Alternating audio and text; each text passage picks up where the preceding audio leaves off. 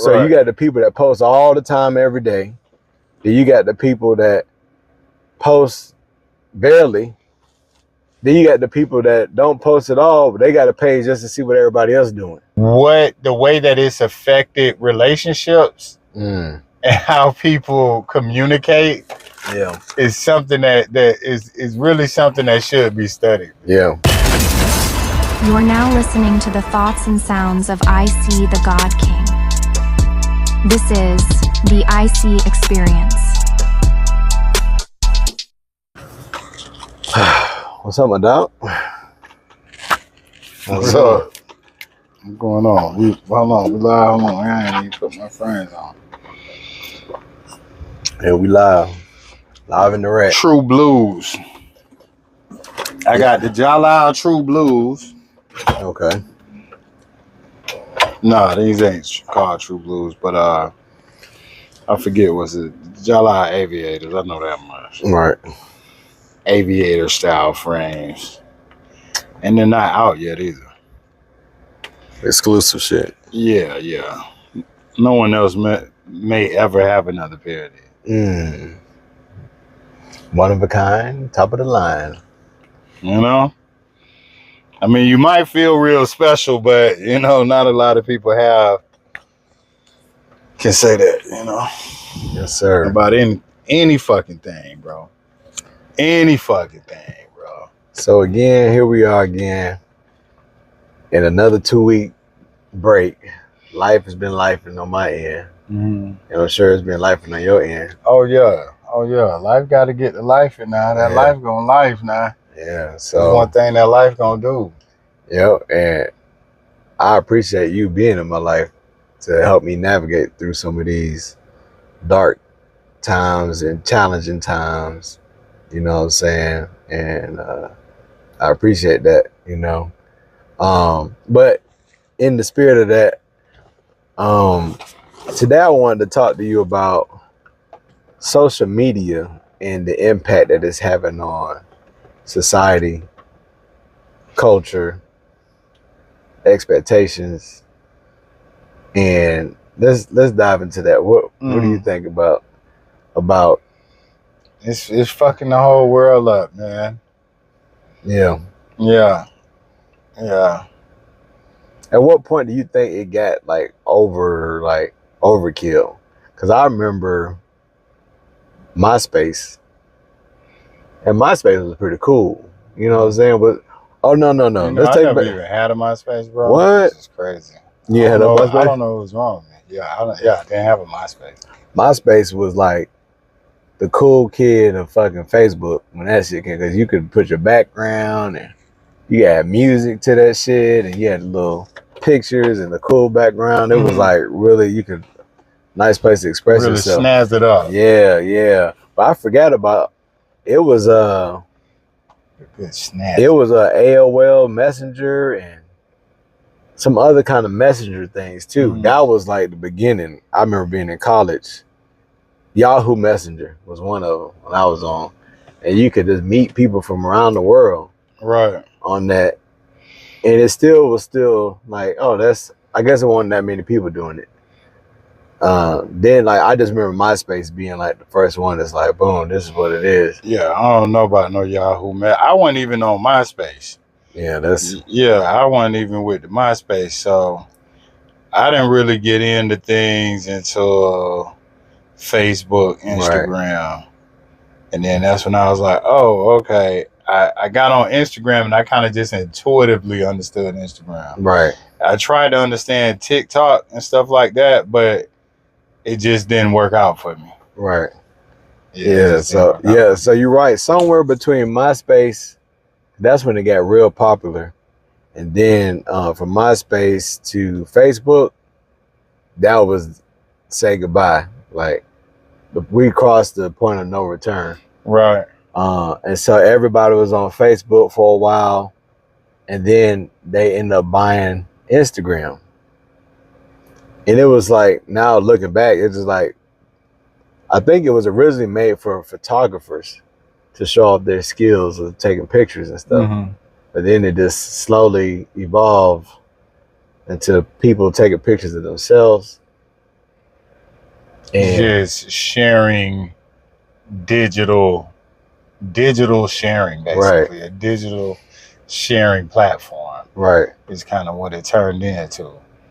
But it's crazy because it's just like it connected people. So there's a lot of advantages to it, a lot of great things that came from it. But then it's also like with this technology, it's changing the foundation of everyday life. Yeah. You know, how we think, how we feel, how we function. And you know, and that is that goes into whatever your career is. You know, it opens up a lot of other career options. Right. But it also changes, you know, expectations as well. And the way that it's affected relationships and how people communicate is something that is really something that should be studied. Yeah. It definitely. Yeah. And not even just relationships. It's I feel like expectations too. Like how people feel like they should be living. Cause it's like a double-edged sword, like you said. It's sometimes I would go to somebody else's page and I'll be like, damn, I'm motivated, you know? And then as I'm being motivated, I'm sure somebody's just going to that page and they're like, I can't stand this motherfucker. He think he do everything.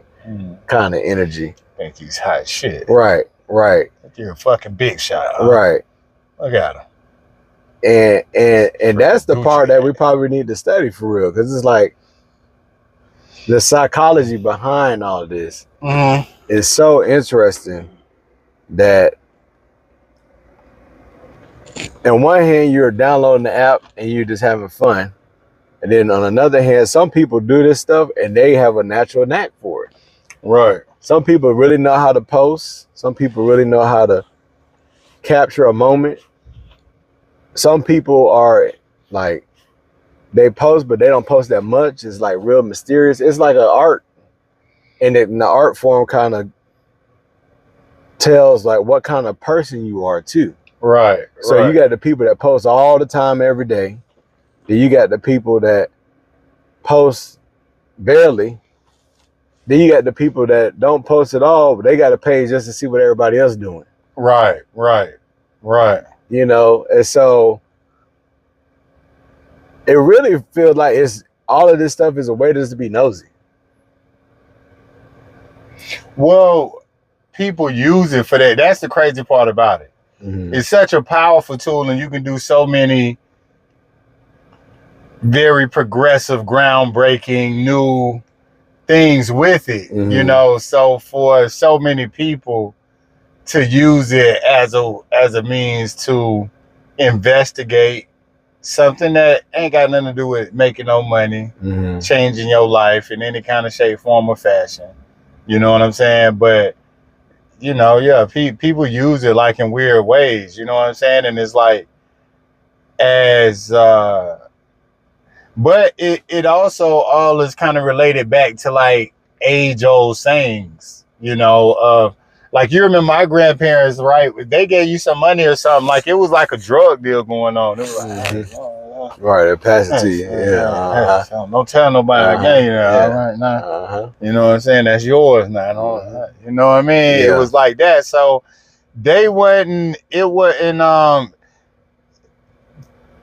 more aware. Because it was still flexing going on, but they was just more aware of how people are, you know, just the human nature of people. Oh, so you saying when they were sliding the money to people, it was like they was trying to do it discreetly because they didn't want to offend or make somebody feel some type of way? Exactly. Right. You know what I'm saying? Somebody might get happy, they might get sad, they might think you got some money for them. They always do that to Eugene. They'll never do it to me. Right. Yeah, you're right. Oh, man, yeah.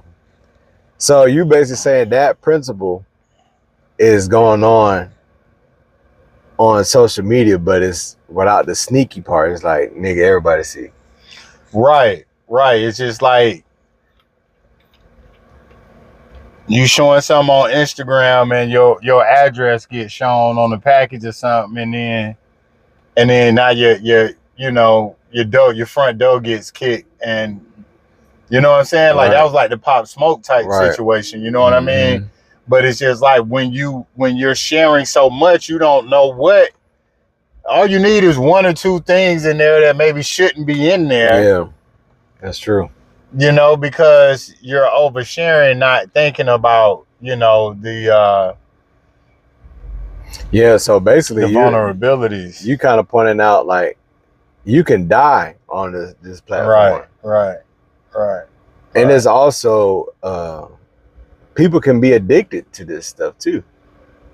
Yeah. Even myself, I'll admit, like when I'm at work sometimes, or if I'm just sitting down, I'll get to scrolling and I'll look up, it'll be a whole hour done pass. And I would have to start being self aware or conscious of like, hey, put the damn phone down, you know. And I had to start saying, hey, work for about an hour, then maybe scroll. But then it's the caveat. If I'm listening to a YouTube, like a podcast or music, I'm not as distracted. I can like have it playing in the background with my ear, but I can still kind of work.